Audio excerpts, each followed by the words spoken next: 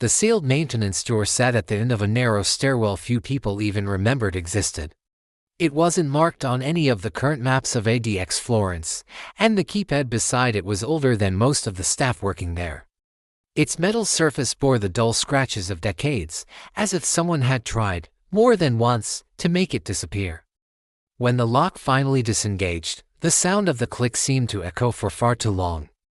Agent Daniel Mercer was the first one to step inside. The air that greeted him was stale, cold, and had a faint metallic tang, like a room that had been holding its breath for years. The corridor stretched out much farther than anyone expected, lit only by a few intermittent emergency bulbs that cast uneven pools of light across the concrete floor. "This place isn't decommissioned," Mercer said quietly, his voice swallowed by the silence. "It's abandoned on purpose." The walls themselves seemed to tell a story. Old, thick conduit lines ran alongside newer, thinner fiber cables, spliced together in ways that would violate every modern building code imaginable. Someone had been updating this hidden corridor without documenting it. Someone, for some reason, had needed it to remain functional. Halfway down, they found the first door. It opened into a room no bigger than a storage closet, but it was packed to the ceiling with equipment. Signal relays, outdated but functioning servers, and handwritten schematics taped directly onto the wall. At the center of it all sat a small metal desk. On it lay a single notebook.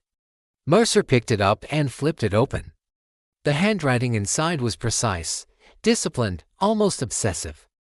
Dates stretched back for years, long before the notorious inmate Marcus Hale had ever arrived at ADX Florence. "These aren't Hale's notes," Mercer realized aloud. "This is infrastructure. This is planning." The entries detailed something that should have been impossible, a secret communication pathway inside ADX that completely bypassed all official monitoring systems.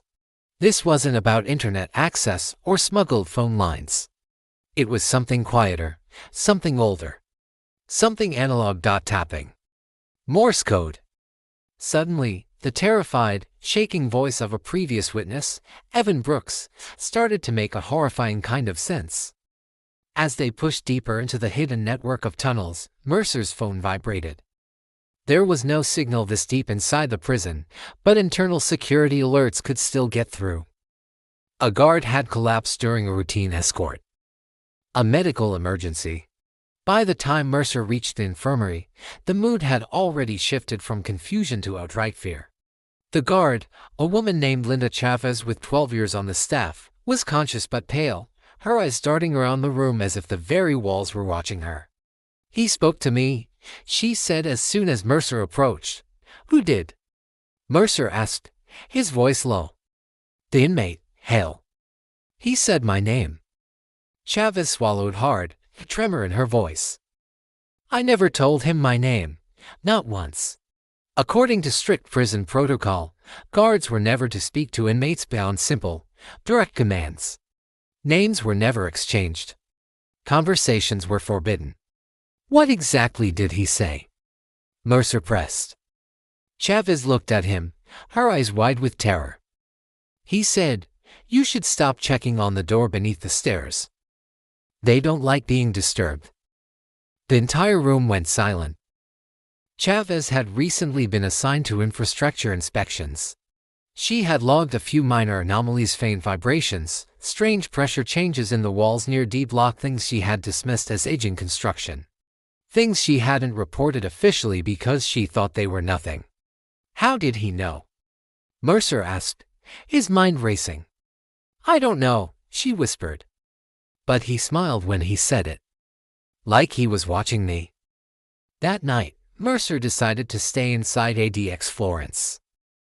He pulled up Marcus Hale's entire history again, reading through it much more slowly this time. He wasn't looking at the crimes anymore. He was looking for the patterns. Hale didn't command people through threats or violence. He manipulated systems. In every facility before ADX, there had been a series of unexplained incidents. Guards mysteriously reassigned, cameras malfunctioning at crucial moments, administrative oversights that always seemed to favor him without anyone ever realizing why. ADX was supposed to be different.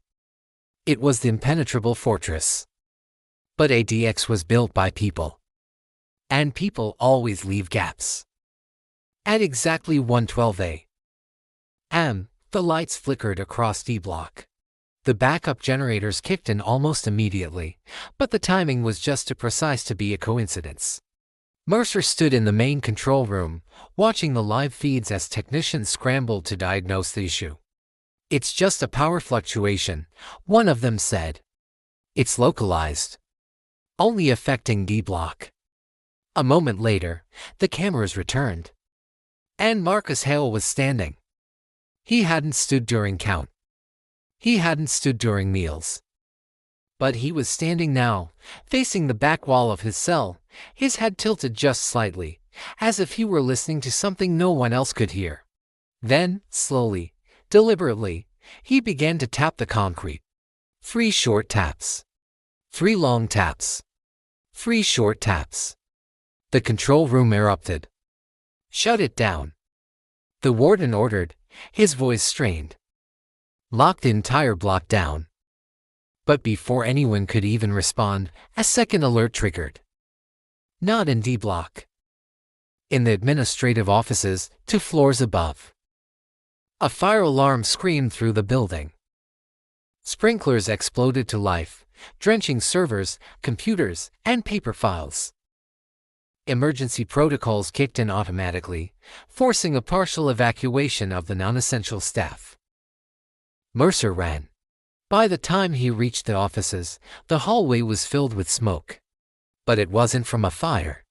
It was something chemical, thick and white, designed to obscure rather than destroy. Through the haze, Mercer saw movement. A figure in a maintenance uniform was pushing a cart toward a side exit. "Stop!" Mercer shouted. The figure bolted. The chase was short, but violent. The man slipped on the wet floor, crashed into a wall, and went down hard. When Mercer ripped the hood back, he didn't recognize the face. He wasn't staff. He wasn't an inmate. "Who are you?" Mercer demanded, pinning him to the ground. The man just laughed, blood staining his teeth.